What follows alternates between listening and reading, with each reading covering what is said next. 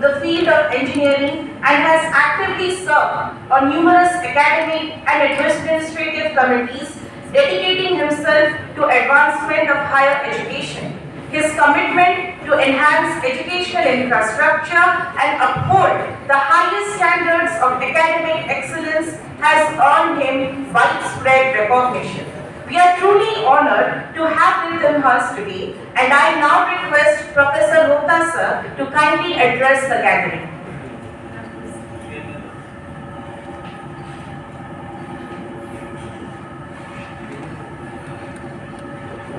Good morning to all of you.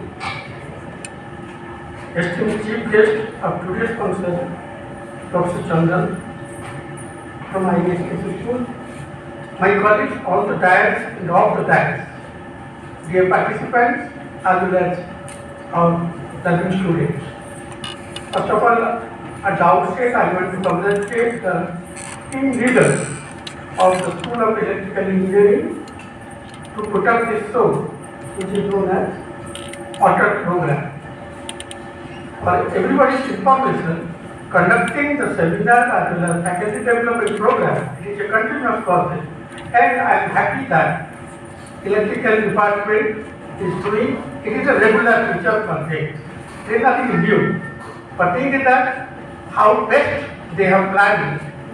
I again congratulate particularly the coordinator and co-coordinator who are sitting over here. Since last 2 months, they are planning with the speaker how the course curriculum will be planned so that the best output can be given to the participants. Because with a lot of expectations, participants from various corners, from various institutions, they are very clear.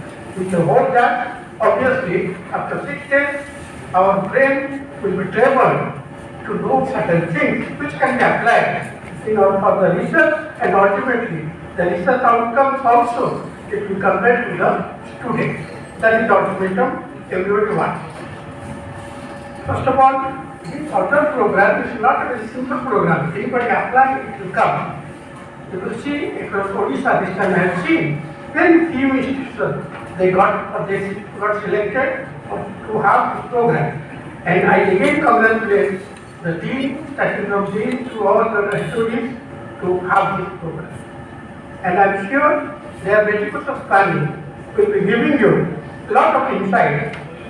Since I am also an expert in this field, I have been advised by the team that not to tell many things. I will not take much time. I will take it very late. As Professor Chandra has already told, artificial intelligence and machine learning, everybody is telling, starting from our Honorable Prime Minister, that tomorrow the artificial intelligence and machine learning is, that is true. But just like that, for fashion, you need not apply. That is the core thing one has to understand. Because basically, you people are coming to learn about electrical engineering, the advancement in particularly the power system network. Why artificial intelligence and machine learning is like that? Why it is augmented? Why it is supplemented to the courses? So that is a different issue. I will just bringing the attention of all the power engineers is that electrical power network in the world, this is the largest dynamical system. You cannot name any other system, maybe satellite communication, maybe anything in the aerospace. It cannot be larger than power system dynamics. Because power system is such a system, thousands of parameters are involved. Lot of non-linearity have been integrated into that to solve, to take an appropriate control action, to take a best decision. It needs something extra. Because whatever we are teaching in your syllabus, power system analysis, it is all approximate analysis.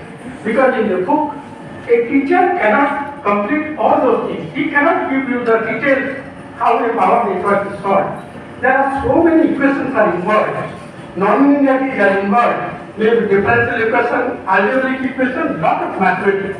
It is very difficult to give a clear-cut idea to the student. But when they will be coming to the professional front, they cannot blame that. My teacher during this 4 year stay, they are not taught. It is not possible also. But you will be putting some responsibility that we are responsible for holding this network or to manage this network. Therefore, you should have adequate knowledge regarding AI ML, which can do miracle of things.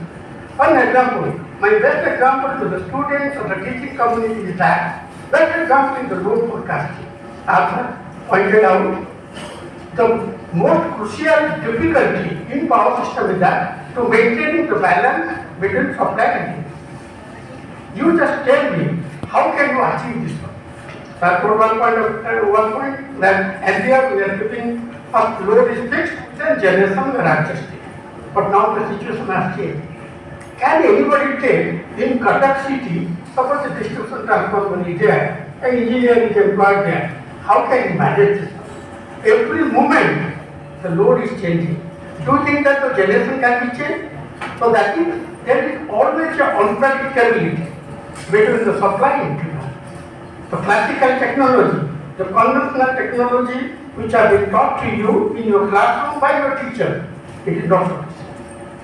To have this balance, you have to know many things. Exactly the AI ML is doing that.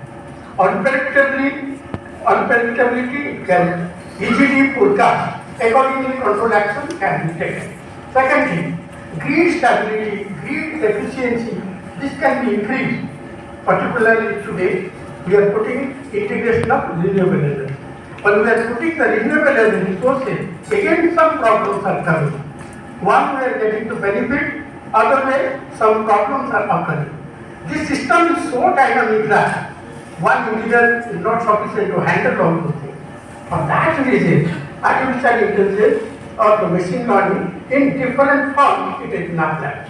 One example, my answer is always to the student is that or to the researcher is that when you want a very fast solution to take a control action, within nanosecond you have to take action. Accuracy may not be guaranteed. You apply artificial neural network. Because artificial neural network are so fast that within nanosecond it will give you the answer. May not be accurate.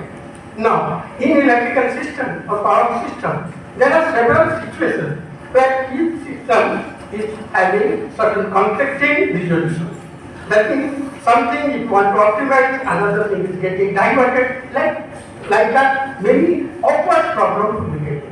If somebody just for the sake will apply to artificial intelligence in terms of artificial neural network, answer is wrong. It cannot be applied. In that case, you have to apply the policy system. Similarly, that kind of thing we are utilizing for the optimization. Optimization is applied everywhere. Not only it is constrained or limited to our system engineering, everywhere. Mechanical engineering, financial system, political system, everywhere. But unfortunately, the optimization which is needed for the control aspect in power system engineering, it is multimodal. Those who know the mathematics, they can understand. If a system or a function is having only one modal, mode means what? Either a fixed or a what